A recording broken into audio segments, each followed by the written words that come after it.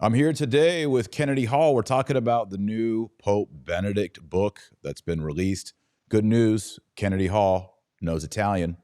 I've got a I've got a black market English copy, so I'm in it as well. So we're going to talk about the new Pope Benedict book. We're going to talk about the rumor stirring in all trad circles that Pope Francis may try to kill off the traditional Latin Mass this April or May, was the report from Dr. Robert Moynihan. And then we're going to talk about Kennedy Hall reading my book, Sword and Serpent. He did Antichrist and Apocalypse. Now Sword and Serpent is out. We'll talk about that process, maybe the process of writing books. Kennedy's working on a book. I'm always working on books, so we'll talk about that towards the end. You know, Kennedy, we should have done an audio sample, but we didn't think about that in time. Well, you could go, I mean, if you could play from your browser, you could play the sample from audible.com if you wanted to. Maybe we'll do that. Maybe we'll do that. Yeah. Okay, everybody. Like, subscribe, you know the drill. All right, the new book. The new book. Translate the title for us. What is it? Cristianismo No, que it's cos'è? che cos'è il Christ. Oh, que Cristianesimo. Cristianismo. What is Christianity? Yeah. What is Christianity? Yeah. That's a good question nowadays because it seems like a lot of priests don't know what that is. Yeah. That's one of the reasons why I think you're so popular. I mean, the most explosive thing is I just did a little preview before we went live, Kennedy, but my English version, this is my page 297. It says this is Pope Benedict, and I have it says in several seminaries, homosexual clubs were formed, which acted more or less openly and which clearly changed the atmosphere in the seminaries. In a seminary in southern Germany, candidates for the priesthood and candidates for the lay office of pastoral contact lived together. During the common meals, the seminarians were together with the married pastoral representatives, partly accompanied by their wife and children, and in some cases by their girlfriends. The atmosphere in seminary could not help priestly formation. This is what's key, Kennedy. The Holy See knew about these problems without being informed of them in detail. I mean, this is just crazy, you know? Well, I mean, speaking of Benedict, though, when he was Cardinal Ratzinger, I was just doing some research for the book that I'm writing. The letter is from like 93 or something like that. It's early on. And the person is a traditionalist and telling Rome about all the errors of their local bishop, crazy stuff, Right. Heard it 1,000 times, soupage stuff. And Monsignor Camille Pearl, writing on behalf of Cardinal Ratzinger, said, if you think that this will be fixed by an order from the Vatican, you are in a disillusion. And it said, the state of the church right now, according to Ratzinger, is anarchy. This was like 1993. But I kind of disagree with that, Kennedy. It's like this. Okay. Well, John Paul II couldn't do anything, and Benedict couldn't do anything because all the bad people. Look, you're the Pope. You have supreme jurisdiction of the church. One of my favorite stories is Pius X heard of shenanigans and heresy in a seminary, and I think it was in New York, and through the telegram, he fired the faculty. Pius X. Yeah. He's like, hey, bring me. He didn't even have a cell phone. He's like, bring me that telegram. And then like, Donald Trump, you're fired. You're done.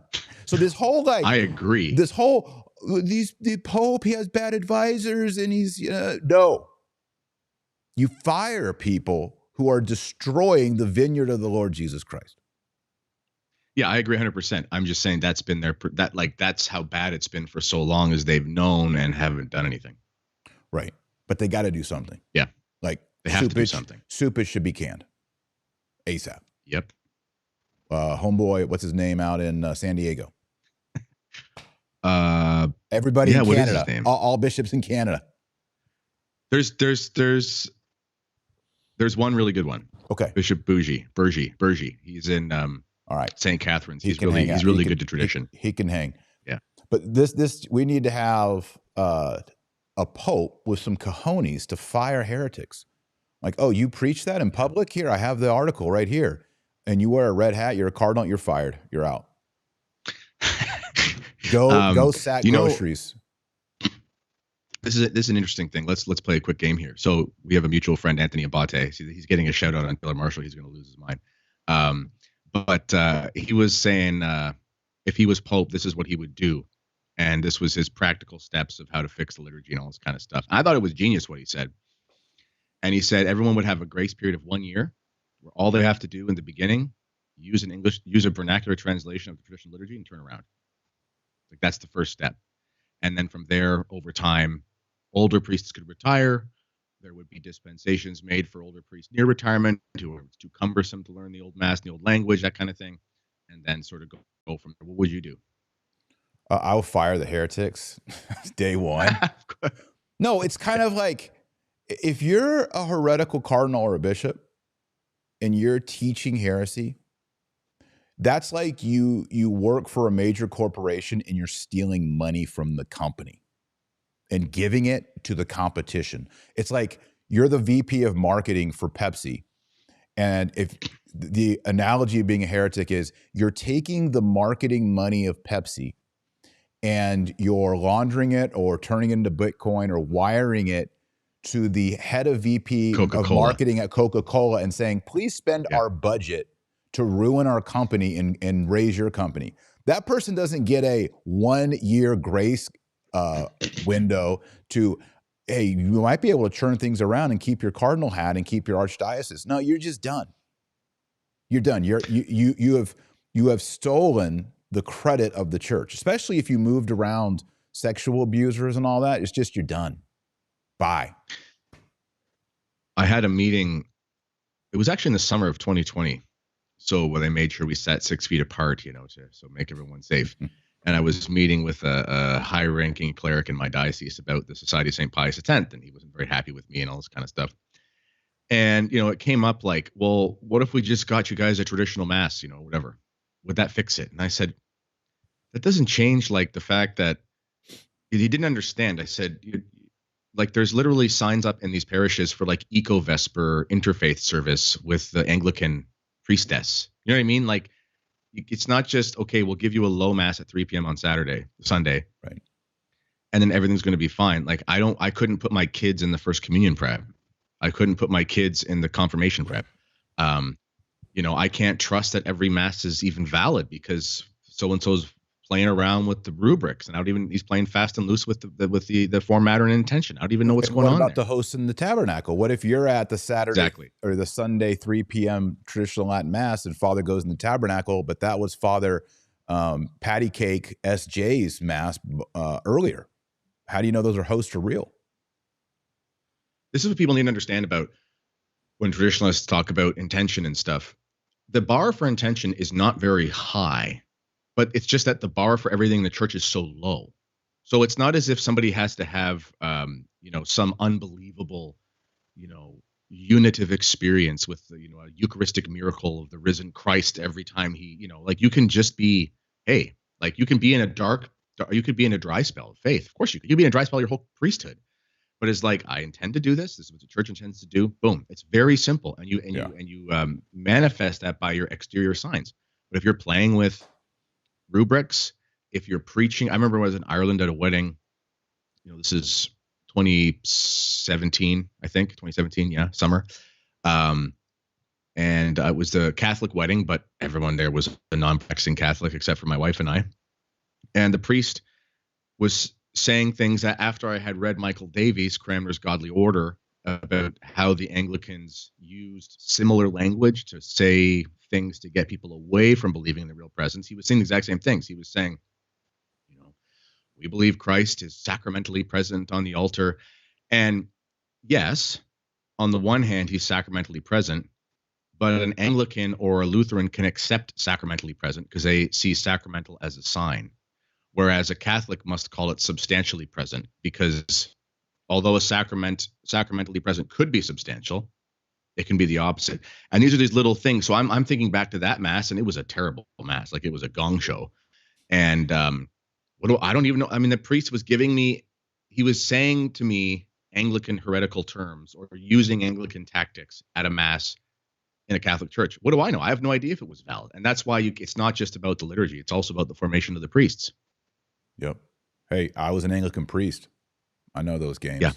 You know. I Yeah. know those games. I was one of them. I worked for the opposition. May God forgive me and have mercy on my soul. Well, you did the right thing. Yeah. Well, I'm home. But you know what? Yep. Now that I'm home, Rome sweet home, there's all these heretics over here. It's like there's Anglican. I left the Anglicans, and then the Anglicans infiltrated over decades, and now they're in on the other side. You know, like James Martin the other day, Slim Jim, he said, what's his name? Pete Buttigieg, yeah. Yeah, Booty something, that he's married. No, he's not. He's not married. Why would a Catholic priest say he's married? He's legally married.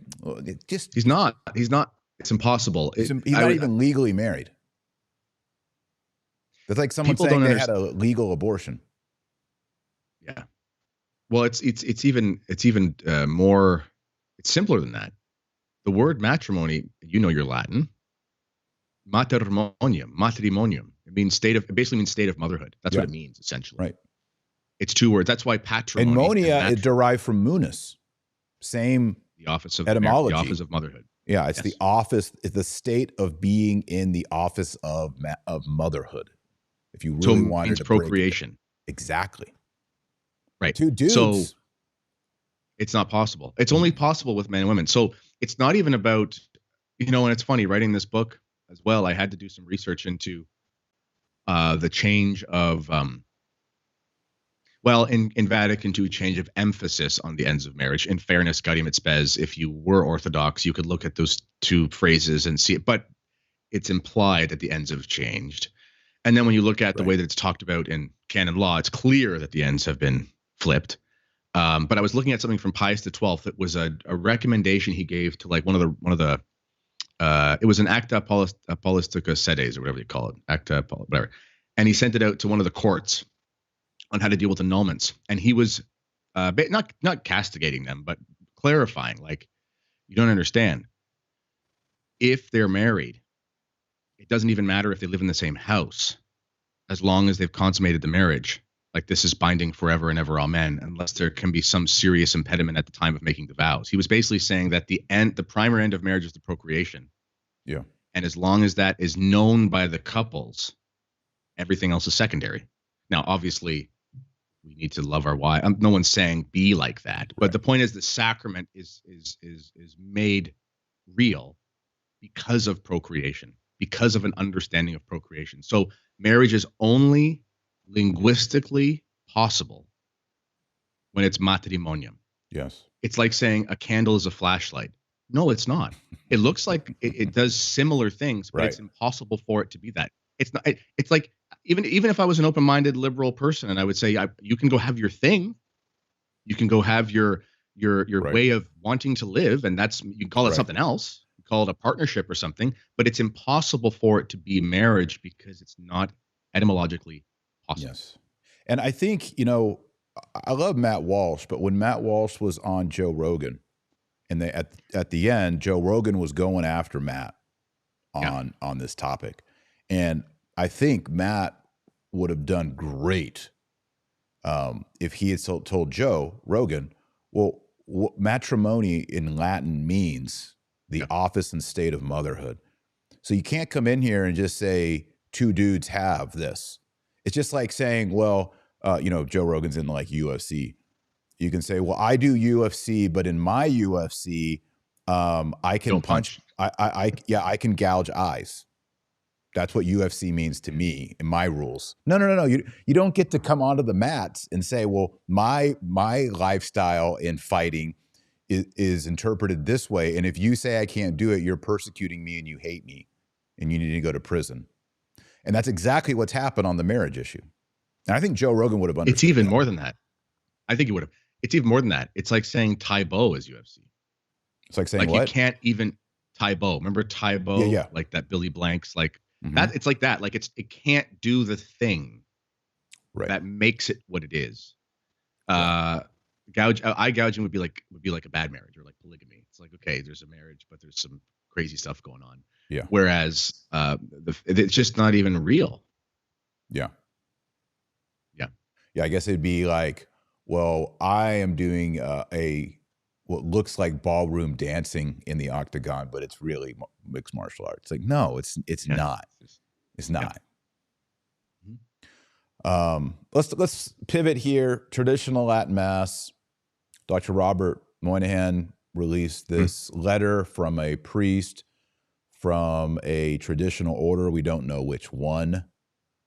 By reading it, the way they referred to the Society of St. Pius X, I don't think they were SSPX, probably FSSP or Institute, my guess. Didn't seem like an American. I don't know. Did you read it, Kennedy? Yeah. Yeah. It didn't sound like an American. What'd you think? I did. No, I didn't. And also we should give, obviously it's, you've been around this Vatican game for a while. There's something called a Vaticanista. Robert Moynihan is an American Vaticanista. Let's put it that way. Meaning, Sochi is a Vaticanista. Tosati is a Vaticanista. Like, these men have been around. Montagna, she's one. Rumors in Rome. It's truth. Like, rumors coming out. It's the military calls it rumor intelligence. It's like just before Roe versus Wade drops, like leaked document. It's like it was true. We knew it was true. Yeah. There are no. That's what they said. No secrets in Rome. There's no and it's from both sides. It's warfare. It's politics. If there's cardinals that are traditionally minded and they're unknown, or even if they don't come off as traditional, but they interiorly have a change of heart, they'll slip a story. Yeah, they'll do it, and no one dares burn their sources, because they'll never talk to you again. It's like mutually assured destruction. So Robert Moynihan, he's worked. I think he's very trustworthy. For one, he's very good friends with Father Charles Murr, who is a good friend of mine, and has been in the game for a long time.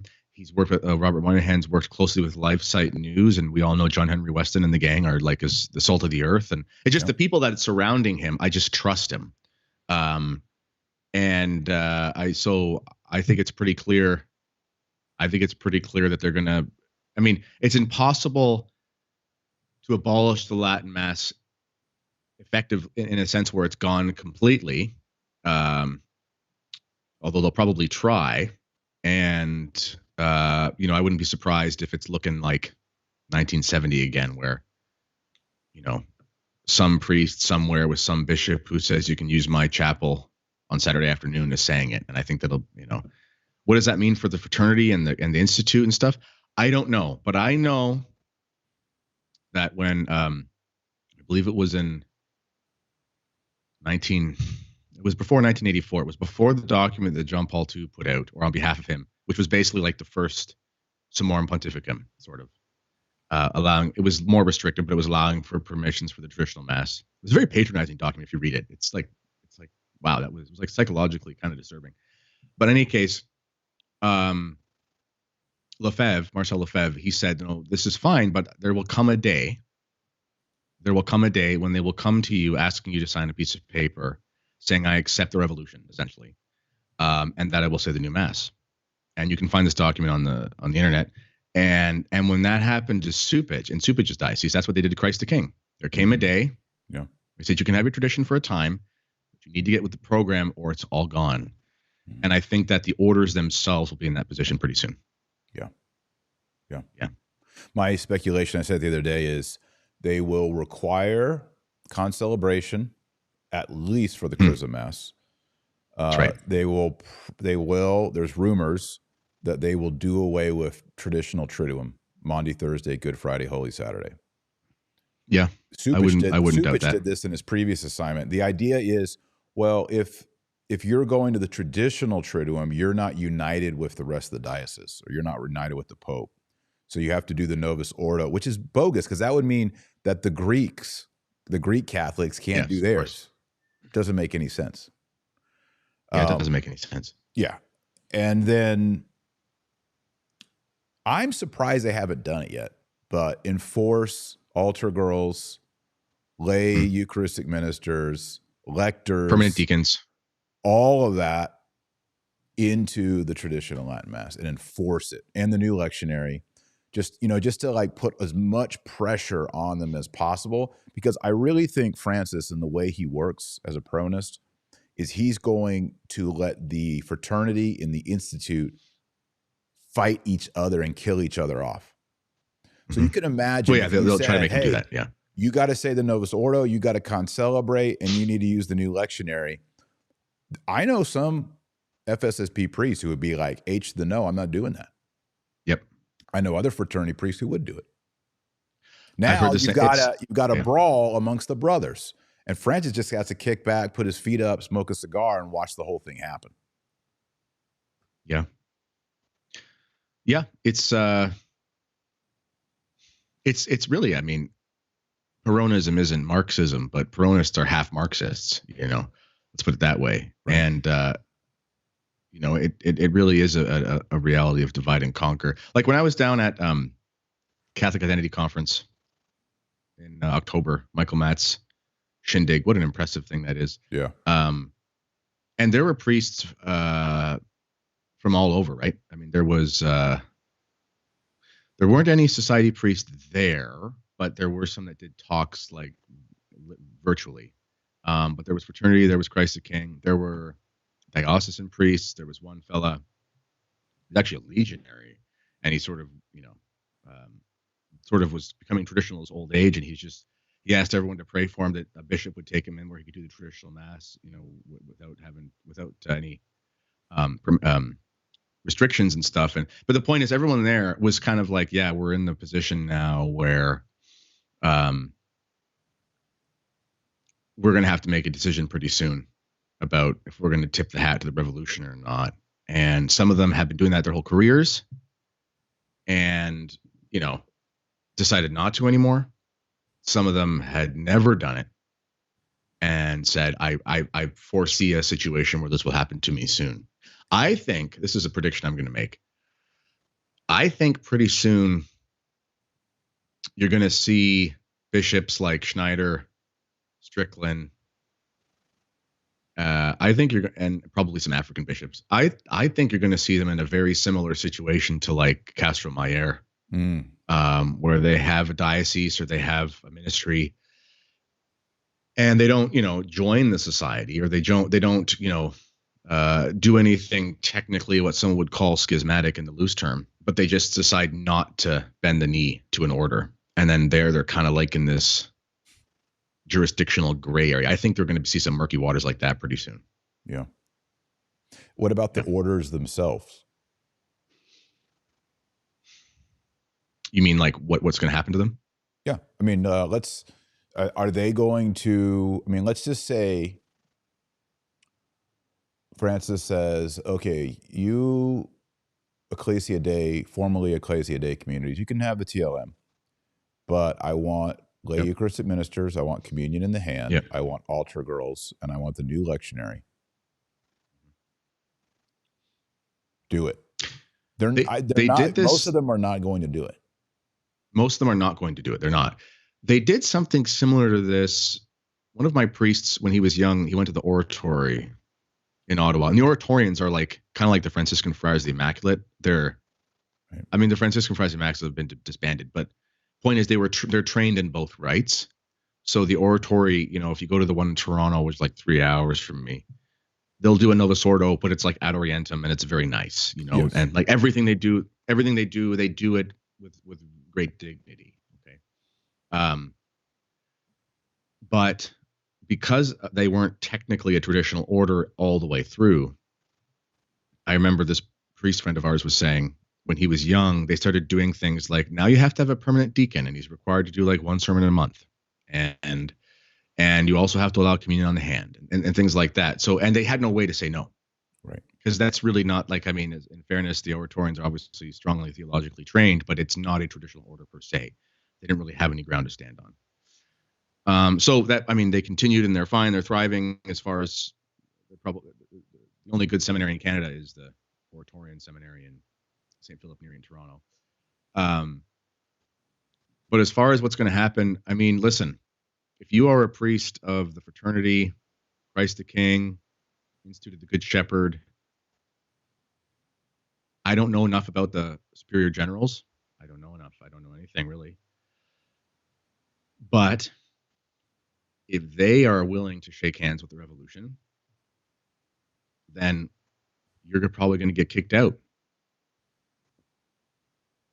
So what are you going to do then? They can't all join the society. I'm sure some of them wouldn't want to. Being an independent priest is not a fun way to live. I think if we could give a shout out to the canceled priests, I think Father Lovell and Father Scott in their there, I think we're going to see that sort of movement, if you want to call it that, swell. And it's almost looking like I'm not calling it a religious order. It's not, but it's just there's so many canceled priests that are just being canceled. And if there's a nuclear bomb against tradition, then there's going to be a lot more of them. And the most important thing for priests when they get canned is they have to continue living in community life, so they keep their vows and all that sort of stuff. And Father Lovell and his organization, the Canceled Priest, they offer at least something for you to do. And then then you're going to be in a position where you're going to have no faculties, technically speaking.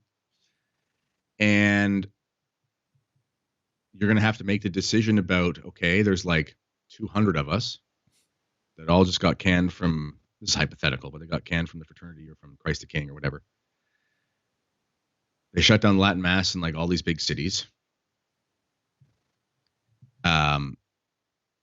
What do they do? Do they say, okay, I'm okay being called a schismatic? Right. Or do they just say, I'm not going to do anything? And that's going to be the call they're going to have to make. Yeah, it's difficult. I mean, this goes back to 1970. Yeah. And it's really, tomorrow, Matt Gaspers will be on. We'll be talking about how popes previously understood the papal relationship to the liturgy. In other words, does the Pope have the power? Is he the guardian and custodian of the property, which is the liturgy? Or can he just take over the property and rearrange the furniture and repaint the walls and hang new drapes and create his own liturgy, which is what you saw Paul VI do?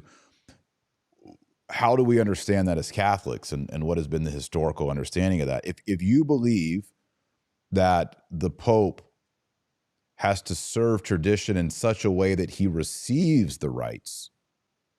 Of course, we all believe that the Pope can improve the rites, right? Can he rewrite them? And I think that's the big question. Is the Novus Ordo a improvement or a dogmatic clarification of what was received before? Or is it all new? That's a big debate. But if you believe the Pope can't force you to abandon the Roman canon, or the traditional formularies of the liturgy, like he can't do that, then there is this argument for, which is really the Archbishop Lefebvre argument, well, I'm going to keep doing it. And I'm not disobeying the church because I am following the received rite of the church. And you'll hear people say, well, Paul VI got rid of the Latin Mass. Benedict XVI says it was not abrogated. Yeah, it never was. Is my audio better now, by the way? You're getting little, at certain points when you talk, it clips off like a compressor. Sounds like you have a compressor on or something. I don't have anything on, but I turned off all the settings that were on. Okay. I'll just turn off noise cancellation. I think that's what it is, noise cancellation. Okay, probably that. Okay, so what's the canon in Trent? Everyone always points to the one canon to try to smash the trads, and it's like, you can never say there's a bad liturgy canon. Yeah, but then there's the other one. If you say that if the rites in the liturgy of the church are an impetus to impiety, I think is what it says. That's right. But there's another canon where it says anyone who seeks to abolish the received rites, let him be anathema. So they have to be taken together, right? Like, so they're saying you've received. I'd like to see that one because I'd be using it. I gotta find it. It's, but it's basically saying like, now, okay, shoot so off the hip, you can't say they're. Yeah, go ahead. I was just going to say, basically the point is like you can't say. So yes, you can't say the rites are a cause for impiety, and the context for that is because the ones we've given you are obviously good. Yes. Okay, so here That's it the is. point. And This is Canon 7 on Council of Trent. And I'm trying to find which session it is. This isn't listing the session, but anyway, here's the text for everybody. If anyone says that the ceremonies, vestments, and outward signs which the Catholic Church uses in the celebration of masses are incentives to impiety rather than stimulants to piety, let him be anathema. So if you say that the TLM is an incentive to impiety, let him be anathema. And then what people use against the traditionalists is they say, well, if you traditionalists say the Novus Ordo is an incentive to impiety, you are anathema. Now, I would not say that the Novus Ordo is an incentive to impiety. I wouldn't say that. I think that would place me under an anathema. yeah, if we understand impiety as meaning it doesn't actually fulfill the obligation of a religious sacrifice. Yes. But I would say in the colloquial sense, like something's bad for pious ears, the way we use that term, I would say that, like, yeah, I mean, Father Bob's Novus Ordo isn't very pious. But the technical religious term is different. Yes. Yeah. I mean, here's I just the sent next canon. I just sent you in the chat. You sent it to me in the chat? I found it. Yeah. Okay. It's session 7, canon 23. Okay, great. You want to read it? Yeah, it says, Okay. if anyone says that the received and improved rites of the Catholic Church, customarily used in the solemn administration of the sacraments, may be despised, or may be freely omitted by the ministers without sin, or may be changed into other new rites by any church pastor whosoever, let him be anathema. There we go. This is one people never bring up. So yes, I love it. Can you send me the citation on that one? You just sent me the quote. I'll send you the citation. I got to put that one into my toolbox. This is in my new book, Taylor. Oh, good. We're going to talk about that. Yeah. So there it is. Council of Trent, session 7. Thank you very much. Thank you very much. This is a thing, people, about you're welcome, about Catholicism. Like, every single thing that is binding on the faithful must be subject to reason, history, and the faith. Right. So if so-and-so says you can never do X, Y, and Z, like there are even exceptions to divine positive law. Think about when King David eats the bread of the presence or the presentation when he's not supposed to do that. Well, there's a reason for that, but one of the reasons why it's okay is because, for one, it's, even though the Holy Scriptures are inspired, it would be too cumbersome to list out the all possible objections or exceptions that could happen at all times in history, because the book would be thicker than your house. But you use your reason. You go, okay, a sacrifice, the victim must be consumed. Otherwise, the sacrifice isn't finished. There's no priest around, whatever have you. Then the higher law is to be fulfilled by the minister who's not normally there. Yes. And that's possible. So your reason always, so if Trent says something like, you can't say that the liturgy, well, I'm paraphrasing, but you can't say the liturgy is bad. Well, Trent's only talking about what liturgies exist. The Novus Ordo did not exist in 1570 or whatever the time was. And it was against Protestantism. It was against, liturgies that looked like the Novus Ordo. And then when you take the other canon into consideration, well, clearly it's saying this Catholicism that we have is legit. You can't say this is bad. Right. And you can't change it to a degree where it's not. And even there, no one would say that a legitimate reform is a, altering of a rite, because a reform means to form it in a different way. But clearly altering the rite would mean something like a liturgy that's completely absent of history. Yeah. I mean, we Catholics would say, yes, we know that the Niceno-Constantinopolitan Creed didn't originally have the Filioque in it. But now it does. Yeah. A pope did that. Yeah. We're okay with that. We're okay with that. Yes. We know that the offertory prayers in the traditional Latin Mass, as we see them in the 1962 Missal, are later developments that were ratified by a pope. We're okay with that. Even the Agnus Dei, the threefold Agnus Dei, was added, I think, in like the 600s or 700s. It's late. Yep. The pope added it. We're okay with that. But you notice all these things are like progressive, especially as it relates to doctrine.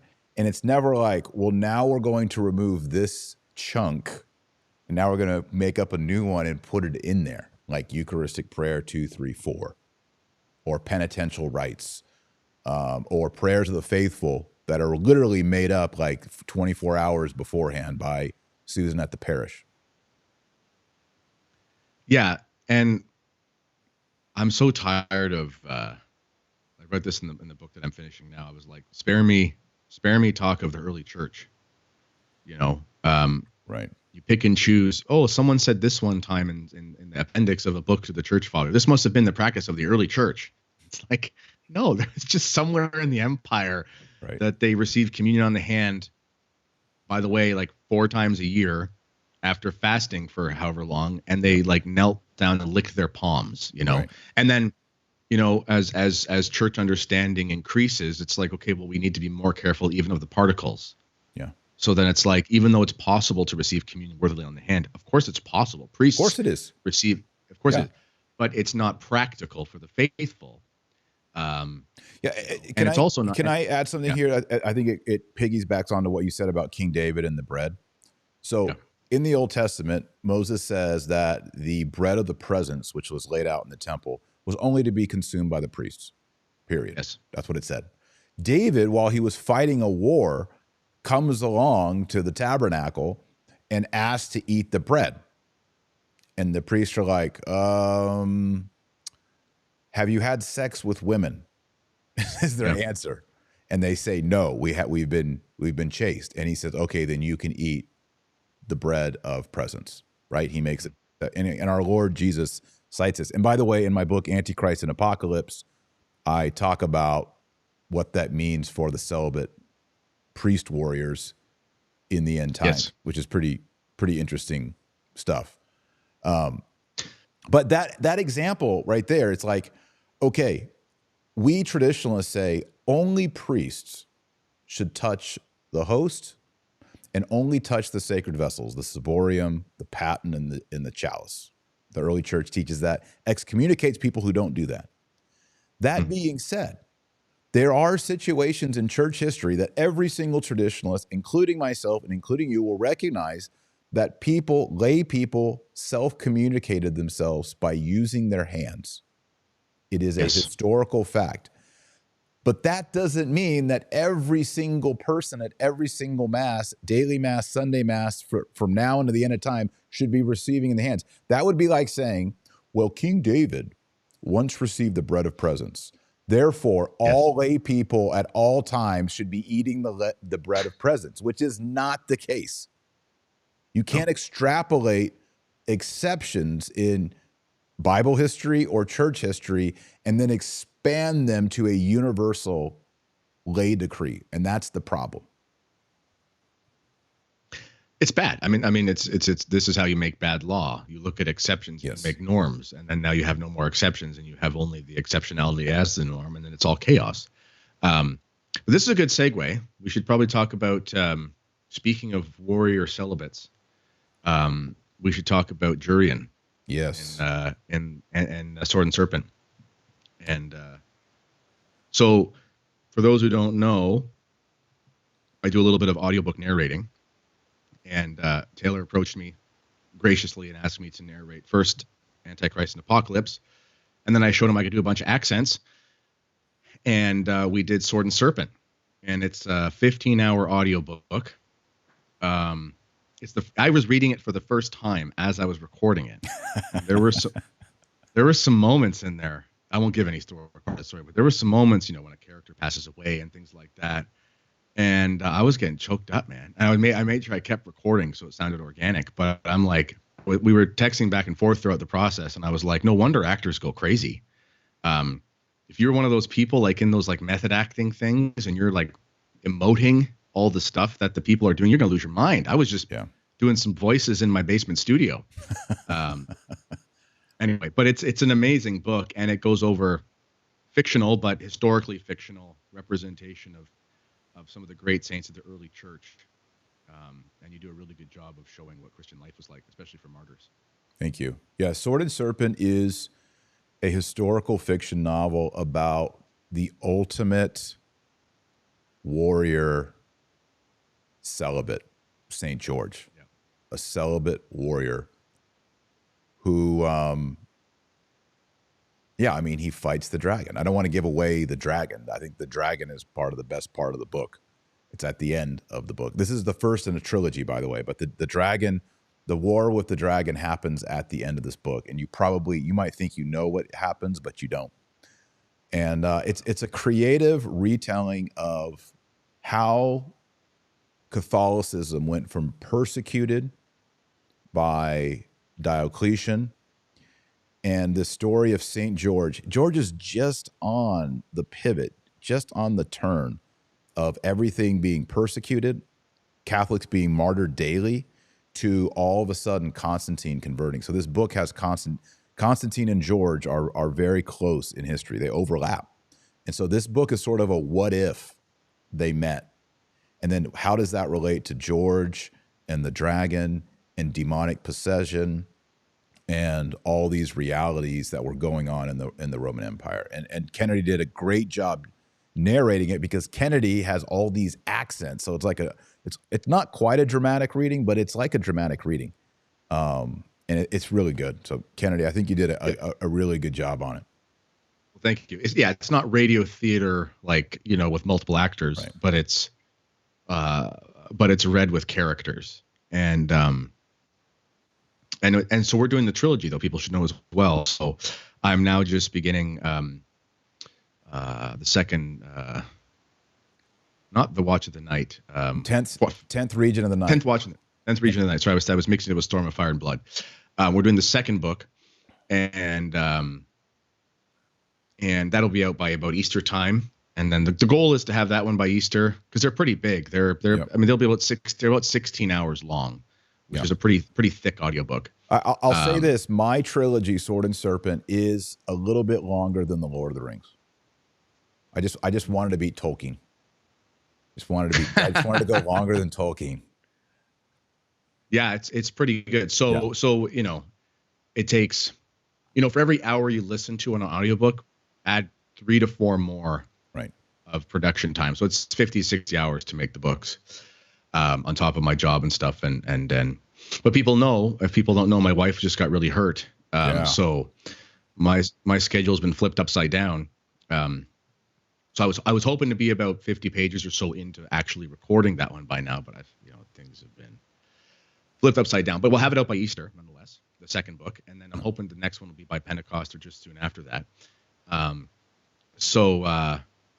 was listening to the first edition, the first installment with my kids in the car the other day, and they were obsessed because they listen to these saint stories and stuff. Yeah, they listen to these Saints Alive podcasts and these great things.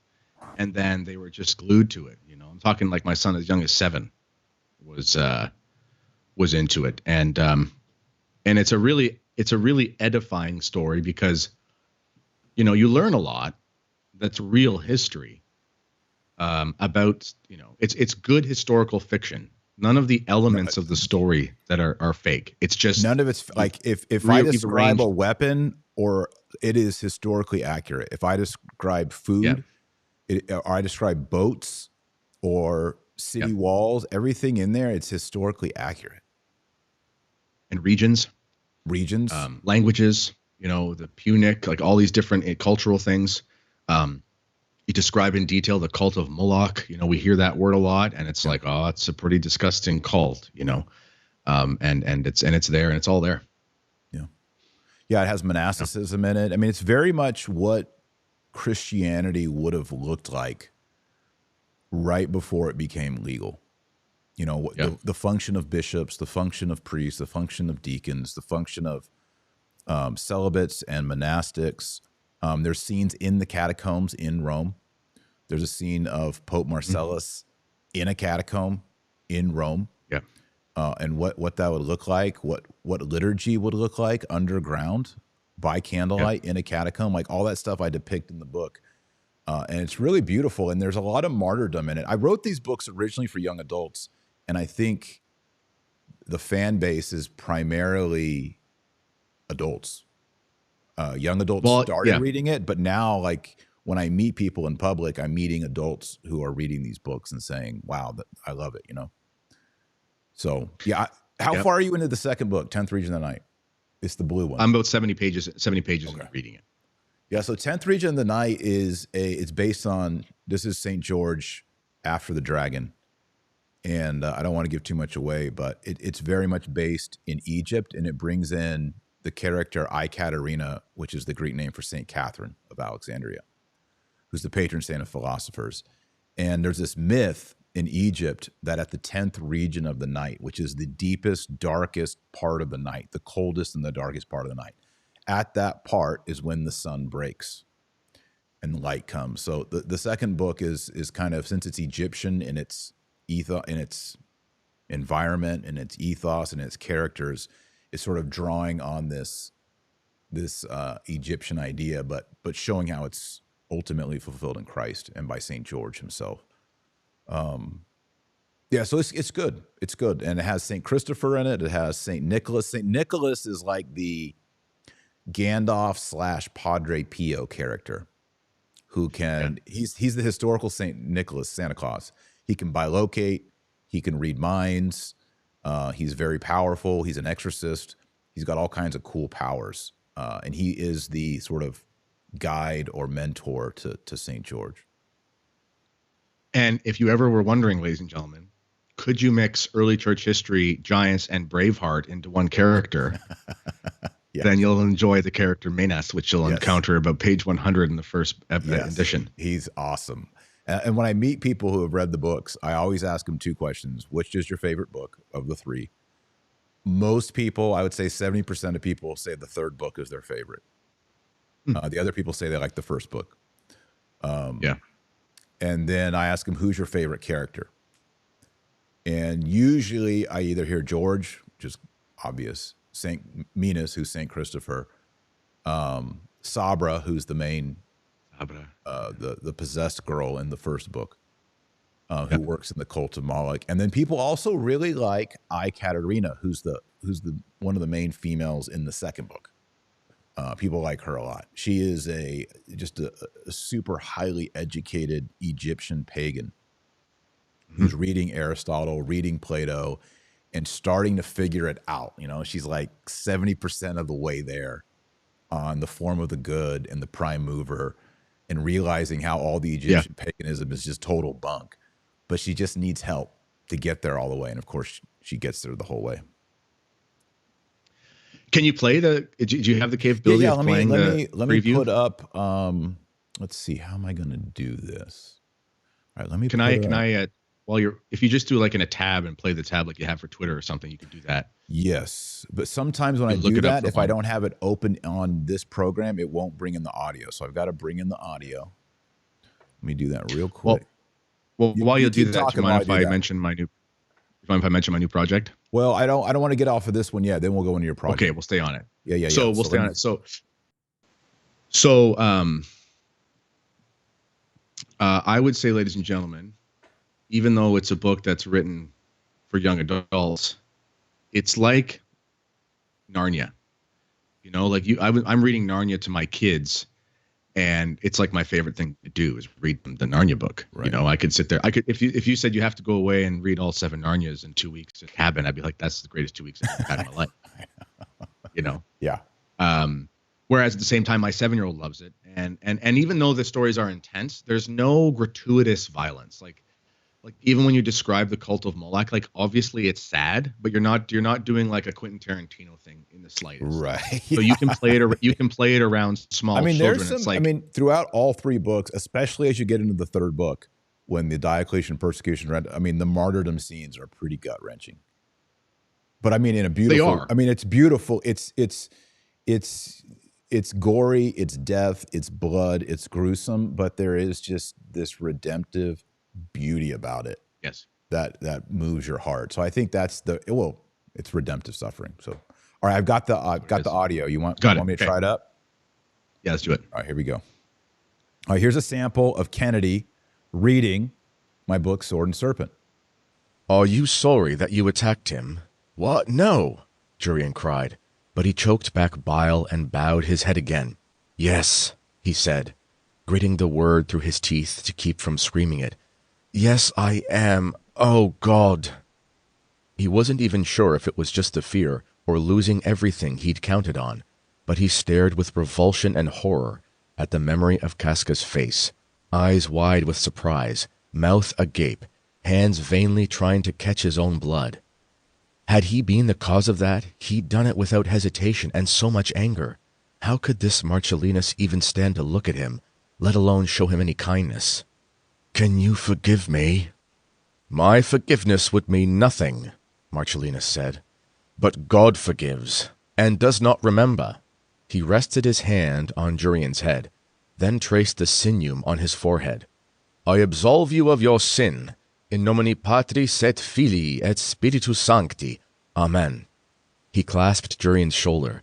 Take up the sword now and go in peace. Jurian couldn't speak, so he bent and lifted the sword. It felt surprisingly light in his hand for so ungainly a weapon.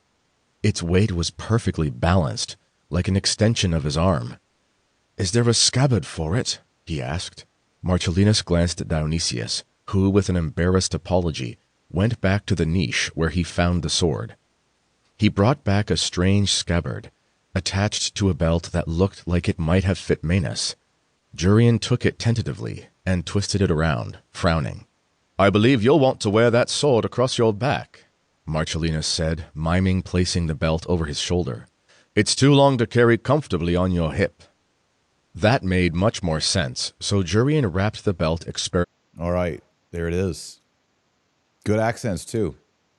That Thanks, scene dude. there is when Jurian, he's in the catacomb, and if I remember correctly, he meets Pope Marcellinus, and he receives, well, there's this prophecy, and he receives this sword, which, of course, is going to play into the dragon. And also, I put this sub-narrative in there of how this sword is eventually going to become a sword that's found in England many centuries later, which sort of links Constantine and George and King Arthur and all this stuff. It's pretty cool. It's so cool. Yeah.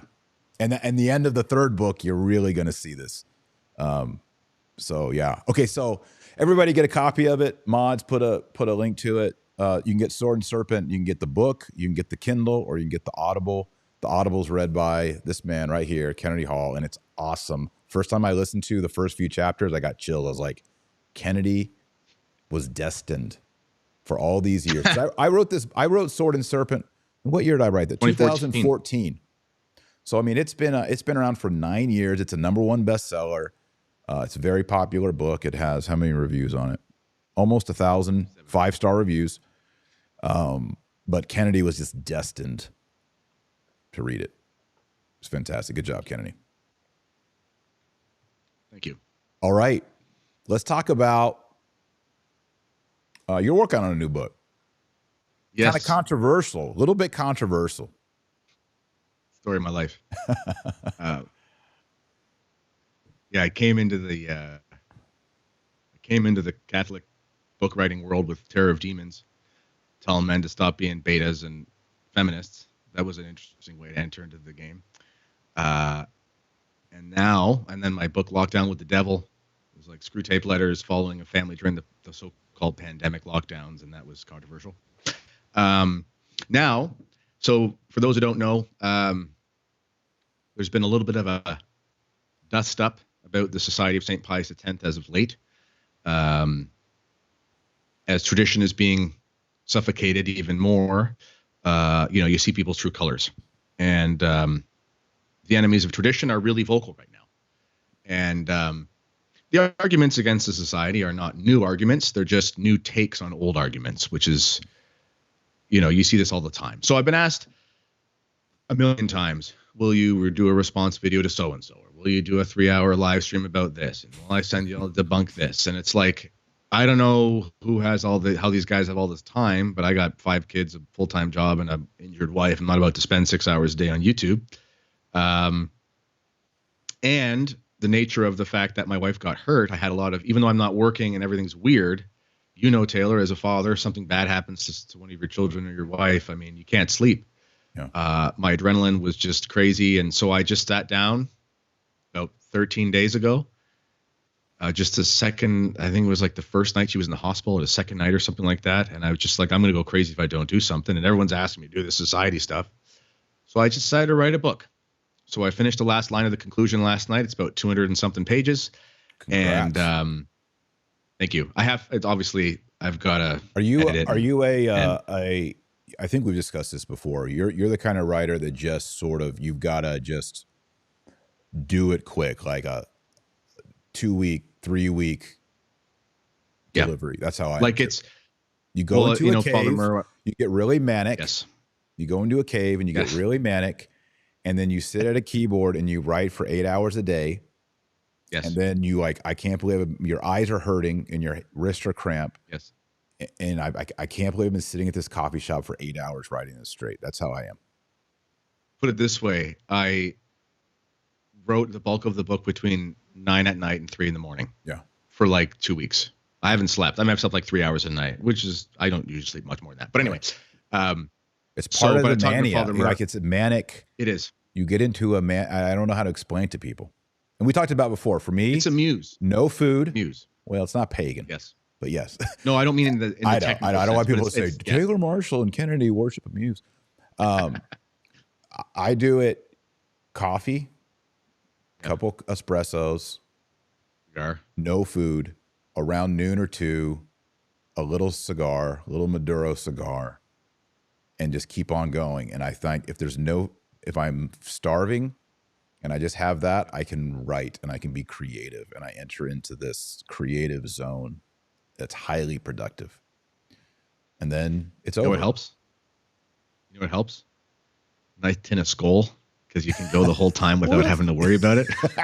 I just straight up into the Yeah. No, I just can't. I've tried, snuff and dip, and it's just not my deal. I just think like a little cigar kind of just gets you kind of, your palm's a little sweaty, and you get back into it, and you just keep producing. You just keep producing. And I know that I only have like 30 days of that in my system before I crash. So I've got to finish the deadline. You can't do anything after. Like, if somebody said, I'm going to pay you, X amount of money to go write a book right now, I'd be like, I don't know if I can do that. Like, if I have to want to write it on my own. I don't even know if I could do it. So, but I was talking to Father Murr, and he said, when God wants something done, he wants it done all at once sometimes, and it's just crazy. So the book, if everyone goes to kennedyhall.ca, just my name, kennedyhall.ca. You're clipping a lot, Kennedy. I'm trying to figure out why you're clipping. Can you, is it the blue mic right there? Yeah, I'm just going to switch to the MacBook Air mic. Because it's almost like when you say a lot of words together, it clips out. I don't know why. All right, now I've got a different mic. Does that sound better? That's way clearer. Better. Way better. Okay, I should have done that. Anyway, stupid technology. I know. I'm an audio engineer, but I can't figure out microphones. Anyway. Oh, I mean, the audience at home knows in the past week, I've been not using the mic here because my new soundboard, if I move something on my desk, it wiggles loose, and then it defaults to the camera or the mic on my camera, and people are like, your audio stinks, and it's a nightmare. First world problem. Well, anyway, it is. Go to kennedyhall.ca. I've taken a page out of your book, pun intended, where sign up for the early readers list. I'll cap it out probably at 100. I had it at 50, but I've probably got about 30 people signed up before I even announced it. I think they just Googled my name, and the website's already live. But I'll probably cap it at 100. We'll see, and take a couple weeks. Let me know what you think about the book. Send me back all your red pen on your PDFs if you want to. I appreciate it. I'll put your name in the acknowledgments. Yep. So you get an email. So I just finished writing the conclusion last night at 2 a.m. And right now I'm, the book essentially, if I can put it this way, it's like there's 1,000 million arguments about the SSPX, and people are not going to pick up some sort of dry PhD thing about canon law. It's not going to happen. Like, people just aren't going to do that. So you have to be able to explain to people the complicated thing and show them it's really not that complicated. And so it's not a narrative, but it's taking sort of this journey that people come into a crisis and they say, what do I do now there's a crisis in the church? I've heard about the society thing. Who is this Marcel Lefebvre character? What does this mean? Explain this to me like I'm an 8-year-old kind of thing. Yeah. And I go through the book like that. And then there's also an appendix that will have sort of FAQ stuff I couldn't really fit. So, did Lefebvre say the new mass? What about this? This is the general questions that take a paragraph or so to answer. And I spend a lot of time, because at this point with the society, I mean, listen, there's a ton of stuff that makes all the stuff from the past kind of a moot point legally. All the permissions and stuff from Francis, I mean, that's all very clear. Lifting of the excommunications, whatever. But the critics will say, well, that just means you were a bunch of schismatics until 10 years ago, kind of thing. Right. And I say, let's actually look at it from day one, and let's break all this down. So I spend a lot of time on the consecrations of 88, the reasoning behind that. People don't really know why that happened. There's a lot, even society supporters think it's all about Assisi. There's actually a lot more to it than that. The suppression of the society in 75, how that was done illegally, all these kinds of things. So it's going to be called the SSPX A Defense, and it should be out, hopefully, I'm hoping by the end of February at the latest. Oh, wow, that's fast. Now, is this, for people watching, are you focusing more on a defense of Marcel Lefebvre and his actions, or is it more the canonical regularity, irregularity, however the debate is, on the Society of St. Pius X? It's both. So okay. This is how I'm like, if somebody picks up this book, why are they picking it up? For one, they're a critic and they want to debunk everything. Fine. Calvinists are still trying to debunk Catholicism. They're never going to stop. Right. Two, they're on the fence. They need some good information. Or three, they are society supporters, but they need to have something in their arsenal because they're getting attacked by everybody. That's kind of the main types of people that are going to get it. So the first, let's call it 60, 70 pages is like, here's why they're not in schism. Here's why you can go to mass there. Basically all the things where it's like somebody says, you can't go there. It's like, no, you can. And here's the 50 reasons why. That's kind of like, that's what you need. But then the second half of the book is more the history and why, even if that first part of the book didn't happen, how can we understand the society from the perspective of church history, from the perspective of canon law history, from the perspective of what does state of necessity mean? Is it really a legal term? Is it found in canon law? So it's more like you could just read that first half of the book and be like confident, like this is my SSPX 101. I'm good. I'll go to mass. I'm happy. The second half of the book is for all those who are going to try to debunk it, you're not going to be able to, because here's the arguments that vindicate it from day one. So, and shout out as well. There's a Substack called On the Contrary. This person reached out to me, and this person is like remains anonymous, but is sort of an aspiring canonist. And there's an article on there about epikeia, which is this quality of legal attribute as applies to society. It's one of the best things I've ever read, and I cite that heavily in the book. And the author was so gracious that they allowed me to include lots of portions of it in the book for certain arguments. So everyone should check out this Substack called On the Contrary as well. Yeah, because it's epikeia is really interesting. Yeah, it's like it means, for those that don't know, epikeia equity. is the Greek virtue, I suppose. Yeah, the Greek concept that the norms of a law are suspended if they are contrary to the will of the lawgiver, or if the lawgiver is absent and it's not clear on how something should be applied or interpreted in the absence of a lawgiver, how to move forward through prudence. Did I get that right? Yeah, in English, the closest term we have is something like equity. Not equity in like the social justice warrior sense, but basically it just means spirit of the law and fairness. Right. So when Christ is talking to the Pharisees, he's like, obviously they can get their ox out of the side of the road, because it's about not, yes, they're not supposed to do servile work, but that presupposes they're not going to lose their livelihood. And we see this with Judah Maccabee and stuff. Yes, you can fight on the Sabbath if you're defending yourself. You're just not supposed to launch a campaign on that day, and so that's the heart of the crisis in the church. I mean, we were talking about the fraternity and Christ the King earlier. I mean, these people. I mean, if they get canned, I mean, there'll be souls languishing in modernist wastelands, and they have every right to say, no, there's a grave need, and there's no solution foreseeable in the future. I must just stay in this place and say mass and hear confessions because they can't access it otherwise. And that's the highest law of the church, is the salvation of souls. And if you have a legal attribute that goes against that, it's invalid, because what you're doing is working against the actual reason the church exists. Right. Yeah, we could come up with all kinds of examples of that. For example, I mean, just an obvious one would be, let's say it's it's Martin Luther King Jr. It's a federal holiday in America. I don't know if they do that in Canada. Yeah. It's on a Monday. Yeah. And someone forgets to turn off the school zone light, so it says flashing 20 miles per hour. Right? Hey there, little one. Yeah. 20 miles per hour. But you have to like get your wife to the hospital because she's got her arm cut open. You can speed right on through there and get because you know there's no kids there, right? You're technically breaking the law, but you're using your prudence and your reason, knowing that, okay, there's no kids here today. My wife is injured, and you get her to the hospital. Who's this little? Yeah, you can drive over the speed with you. This is Clover. Hey, Clover. Say hello. Hi. And there's Shiloh. Come on in, Shiloh. What's up, Shiloh? Titus, go on the other side. Titus, go on the other side. And then Clementine's crying upstairs. And then where's Samson? Did he fall asleep on the couch? Hi. So come down, buddy. Hey. Say hello. Hi. Did Samson fall asleep on the couch? Yes. So Samson's asleep on the couch.